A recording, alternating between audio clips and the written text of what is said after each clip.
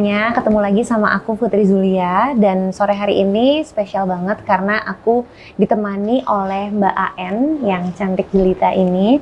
Mbak AN ini adalah seorang korban dari tindak kekerasan seksual, pada khususnya adalah tindak pemerkosaan. Nah, hari ini aku mau ngobrol-ngobrol aja santai dan juga sharing perspektif dari Mbak AN, apa sih yang telah ia alami dan juga bagaimana pandangan serta harapannya ke depan. Halo. Ya. Kamu apa kabarnya sekarang? Alhamdulillah baik. Alhamdulillah baik ya, sehat ya. Kita mau ngobrol-ngobrol, tapi nanti kalau misalnya ada pertanyaan aku yang mungkin men-trigger atau bikin kamu traumanya terulang lagi, boleh ngomong aja ya. Jadi nanti kita santai aja ya. Boleh tahu nggak kronologisnya tuh kejadian itu seperti apa sih? Iya. Jadi kan waktu itu kejadian tanggal 28 September ya, tahun 2021. Pas posisi aku lagi pulang kerja shift malam. Oke. Shift 3. Terus dapat chat dari dia. Gini ngomongnya, nanyain masalah kerjaan kan, info loker. Kebetulan kan di PT saya kan waktu itu emang ada loker untuk laki-laki. Makanya saya kasih tahu aja kan, oh iya kebetulan di sini emang ada loker buat laki-laki gitu. Terus kata dia, boleh dong gitu kan, aku mau nyobain ke situ. Terus udah gitu, dia tuh jadi ngajak ketemu di pas lagi chat itu tuh besoknya ngajak ketemu. Ya udahlah, kebetulan kan saya juga pulangnya kan ke Cikampek, ngelewatin perum dia. Jadi pas pulang itu tuh mampir ke situ. Pas sudah mampir ternyata itu tuh perum kakaknya, bukan di rumah dia. Maksudnya jadi, perum perumahannya itu, maksudnya rumah itu punya kakaknya, iya, bukan punya dia. Terus udah gitu kan, pas saya tunggu kan, posisinya kan perum itu tuh depannya wedang jahe. Nah saya nunggu di situ di depan wedang jahe. Dia ngejemput ke wedang jahe itu kan, emang saya nggak tahu rumahnya di mana, jadi saya nunggu di situ. Pas nggak lama dia datang ke situ kan. Udah gitu kata dia, bentar dulu ya, saya mau keluar dulu sebentar. Dia bilangnya emang ke toko sih, ke toko obat. Cuman kan saya nggak nanya mau beli obat apa gitu ya. Jadi saya tunggu aja di motor. Terus lumayan sekitar 15 menitan. Udah gitu pas begitu dia datang, dia langsung pesan wedang jahe ya, dibungkus tuh posisinya pesan 2 bungkus. Langsung ke rumahnya. Nah pas di rumahnya itu kan saya nanya di dalam ada siapa gitu kan. Kata dia nggak ada siapa-siapa. Oh ya udah nanti lain kali aja ngobrolnya gitu. Kata dia nggak apa-apa sekarang aja nanggung, orang saya udah beli wedang jahe kan, kata dia gitu. Ya udah saya menghargai dia kan, akhirnya saya masuk ke dalam. Udah gitu pas di situ ya udah kayak langsung dia tuh bikin wedang jahenya tuh kan di dapur ya, dituangin ke gelas. Saya nunggu di ruang tamu. Di dapur juga dia tuh lumayan lama, sekitar 15 menitan juga. Saya kan sambil main handphone posisinya. Nah pas udah ke ruang tamu tuh dia cuman bawa gelasnya 1 di situ, posisinya buat saya doang. Padahal kan dia pesen 2 kan. Nah pas udah gitu ya udah tuh langsung saya minum. Kebetulan kan emang pulang kerja juga haus ya, jadi saya minum habis setengah gelas ya. Nah di situ langsung dia tuh nggak ada obrolan tentang kerjaan atau apa-apa, langsung kayak gitu maksa-maksa saya sampai kayak celana gitu ya. Maaf ya, berarti sebelumnya memang kamu sudah kenal ya? Berarti memang teman? Iya, kebetulan kan emang tetangga di perum, cuman beda blok. Nah iya memang teman-teman, jadi pelaku dari kekerasan seksual itu memang bisa dari siapa aja ya, bukan hanya orang yang tidak kenal, tapi kadang-kadang juga bisa jadi orang yang kita sudah kenal. Kayak kasusnya Mbak AN ini juga memang teman dan juga tetangga ya. Kita lanjut dulu, berarti setelah itu kamu dikasih minum si wedang jahe itu yang dia hanya bawa 1 gelas dari dapur, kamu minum. Ada yang kamu rasain? Mungkin kamu merasa pusing atau gimana? Pertamanya sih enggak. Nah pas dia udah maksa-maksa gitu kan, saya juga sempat ngelawan di situ ya, sempat berontak, sempat teriak juga. Tapi ya akhirnya pas udah sekitar 5 menitan tuh emang saya posisinya pusing, sama lemes aja badannya. Udah gitu udah di situ nggak sadar. Itu kamu tidak sadarnya benar-benar 100% nggak sadarkan diri, atau kamu memang sadar tapi kamu nggak berdaya, lemas gitu? Tidak sadarkan diri sama sekali. Jadi bangun tuh jam 10 pagi. Bangun jam 10 pagi? Iya, besoknya. Terus apa tuh yang terjadi waktu kamu saat bangun pagi gitu? Kamu langsung sadar atau kamu masih pusing gitu, gimana? Bangun, masih lemas, terus sama pusing juga, terus keadaan celana juga maaf ya kebuka kayak gitu kan. Terus pas saya tanya kan, kamu ngapain aku kan gitu. Berkali-kali nanya jawabannya tetap kayak gitu, nggak ngapa-ngapain, orang kamu ketiduran katanya di ruang tamu, makanya saya pindahin ke kamar kayak gitu kan.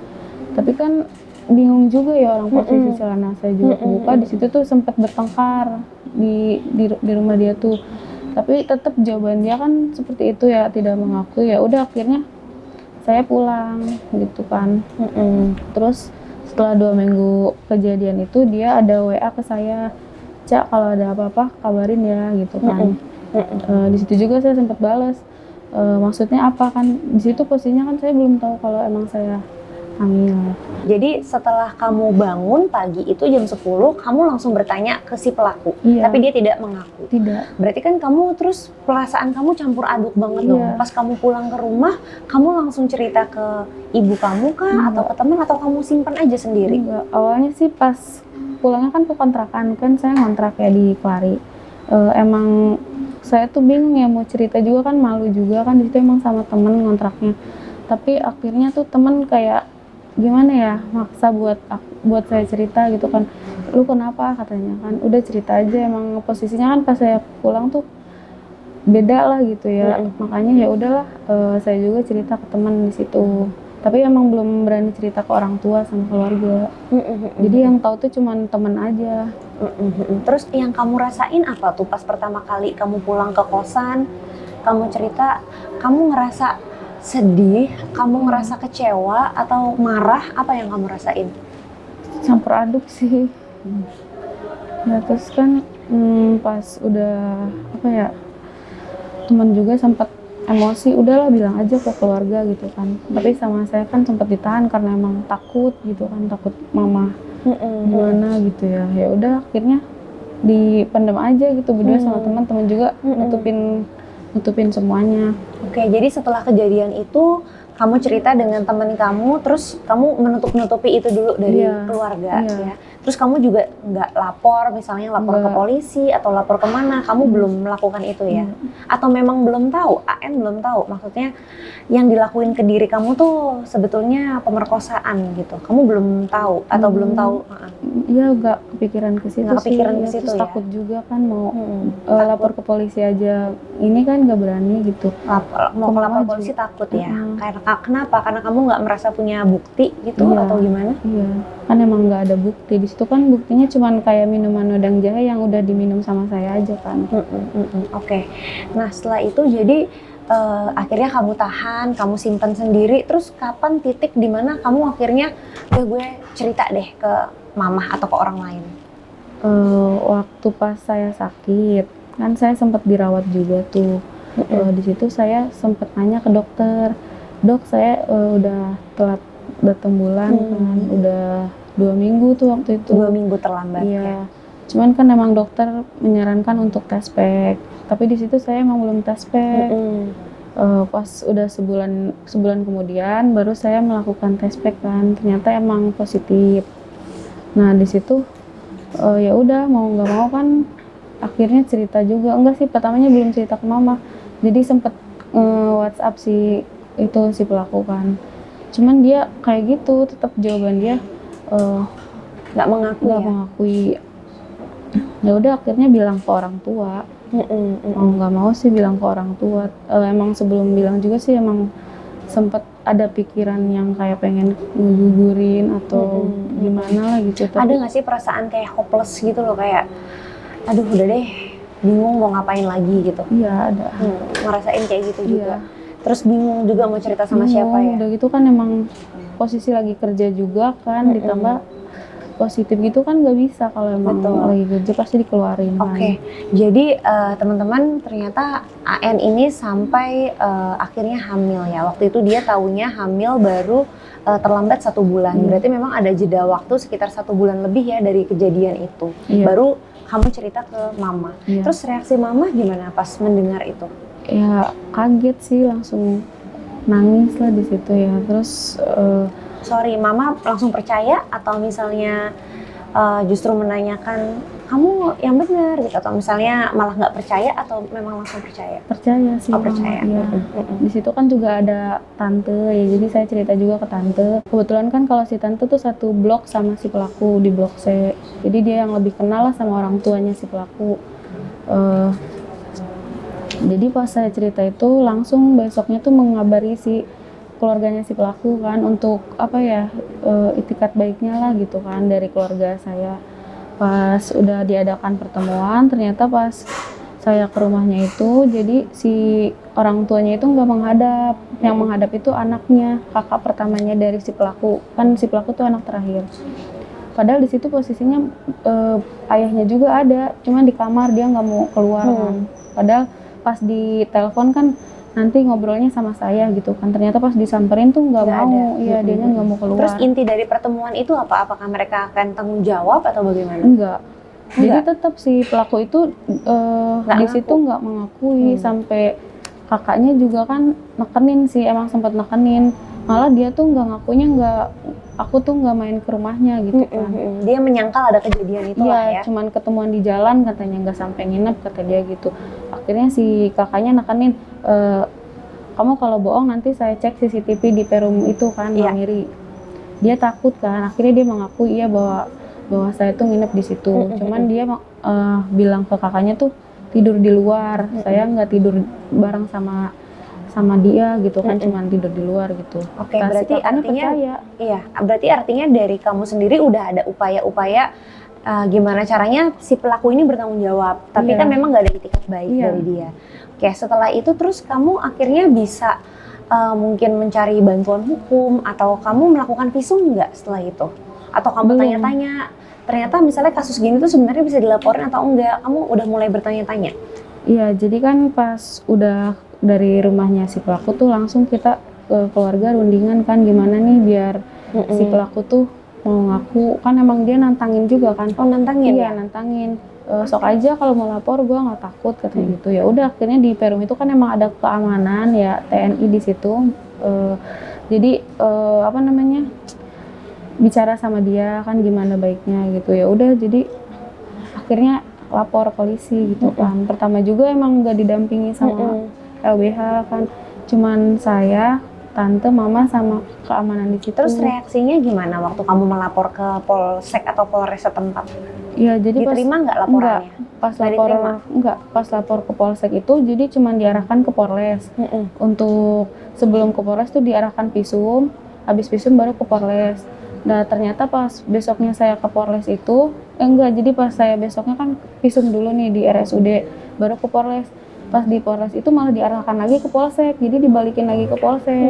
Dioper-oper ya? Iya, dengan alasan katanya di PPA itu tidak ada menindaklanjuti usia dewasa. Di situ tuh hanya usia yang di bawah 18 tahun. Kalau kayak untuk usia dewasa itu tidak ada tindak pidana kata dia gitu. Ini kasusnya berarti 1 tahun yang lalu atau tahun berapa kira-kira? 2021 sih. Oh, 2021, berarti 1 tahun yang lalu. Terus sampai sekarang nih, aku ngomong ketemu kamu, ini si pelaku masih bebas berarti? Bebas. Masih belum ada laporan, belum ada apapun tindakan ya? Belum. Tapi kamu sudah visum dan kamu sudah bikin laporannya juga? Iya, sudah. Terus belum ada, maksudnya kelanjutan apakah penyelidikan gitu atau penetapan tersangka gitu belum? Belum sih, cuman kayak baru pernah dapat undangan, cuman disuruh mediasi kan, berhubung saya kan mediasi ya. Nah ini teman-teman emang miris banget ya. Aku rasa juga AN ini satu dari sekian banyak korban tindak kekerasan seksual yang sudah harus mengumpulkan keberanian untuk melapor.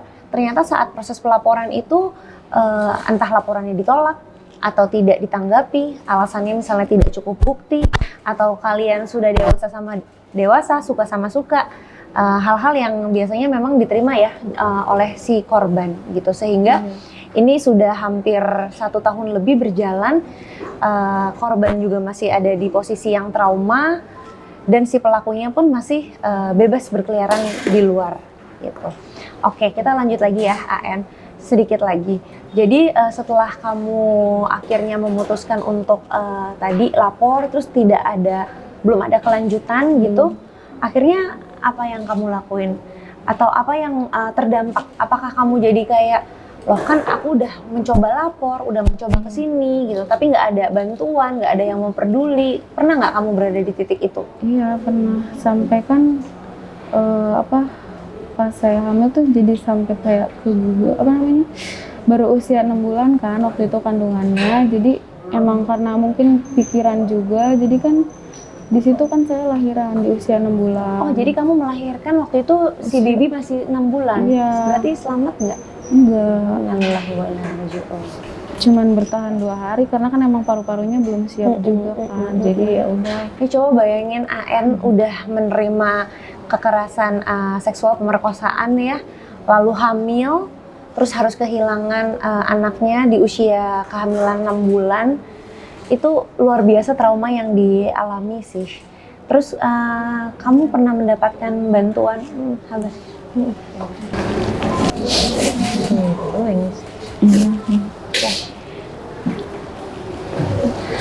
Kamu sudah pernah misalnya ketemu dengan psikolog, dengan yang ahli untuk sekedar kamu keluh kesah, cerita, pasti kan ada trauma-trauma yang kamu alamin. Udah pernah? Pernah 1 kali. Baru 1 kali? Itu juga karena bantuan dari LBH, makanya psikolog di Karawang itu baru mau melakukan konseling gitu, pemeriksaan. Tapi cuma 1 kali sih. Ya mudah-mudahan teman-teman yang nonton video ini juga ini jadi wake up call ya untuk kita, terutama sesama perempuan, dimana kita harusnya saling support satu sama lain, harus saling dukung gitu. Kalau misalnya kita menemukan sesama perempuan yang diperlakukan sedemikian, mudah-mudahan nanti kita juga bisa membantu. Terakhir ya, aku mau tanya, setelah semua yang kamu alami, yang pastinya berat banget nih pengalaman kamu ini kan gitu, nggak mudah. Mungkin kalau aku pun yang menjadi kamu juga mungkin nggak sekuat kamu sekarang bisa ada di sini, bisa duduk, bahkan bisa sharing cerita kamu kepada kita semuanya. Jadi luar biasa, aku appreciate banget. Ada nggak sih harapan kamu ke depannya? Seperti apa sih penanganan korban-korban seperti kamu? Harapan saya sih pengennya tuh si pelaku dapat hukuman yang setimpal lah ya, sesuai perbuatan dia. Biar laporan saya tuh naik lah gitu kan. Karena emang kasusnya udah lama juga, jadi nggak ada laporan, cuman laporan pengaduan aja dari dulu sampai sekarang. Terus sama kayak kerjaan juga kan jadi gimana ya, ekonomi. Jadi sekarang kamu juga udah nggak kerja lagi? Enggak. Kenapa? Kamu masih trauma? Iya. Malu ya? Ya. Jadi emang kalau korban kekerasan seksual pasti yang dia rasakan trauma, malu dan lain sebagainya. Itu pasti benar-benar sulit ya untuk dilalui, dan memang butuh penanganan juga dari ahli ataupun dari medis seperti itu, psikolog misalnya. Jadi harapan kamu mudah-mudahan kasusnya bisa segera dinaikkan ya, juga si pelaku bisa mendapatkan hukuman yang setimpal. Ya, itu harapan kamu. Boleh kasih terakhir pesan-pesan untuk mungkin yang nonton video ini, ada korban-korban lain di luar sana yang seperti kamu mungkin masih takut melapor atau masih bingung apa yang harus dilakuin. Ada nggak sih pesan dari kamu? Pesan saya sih nggak usah takut lah untuk melapor, karena kan masih ada juga sih yang membantu kita untuk proses masalah kayak gini. Jadi tetap semangat, kuat, sama jangan lupa berdoa gitu aja. Okay, thank you so much ya, AN. Terima kasih sharingnya, sangat-sangat menyentuh, dan mudah-mudahan aku juga doain mudah-mudahan kamu kedepannya kuat terus. Jangan takut untuk speak up, karena apa yang kamu sampaikan itu sangat penting dan juga menjadi pasti pelajaran buat semuanya yang ada di luar sana yang mungkin mengalami apa yang kamu alami. Life doesn't stop here, hidup nggak berhenti di sini. Mudah-mudahan kedepannya kamu bisa mendapatkan balasan yang setimpal dengan pengorbanan kamu. Pokoknya sukses terus. Terima kasih.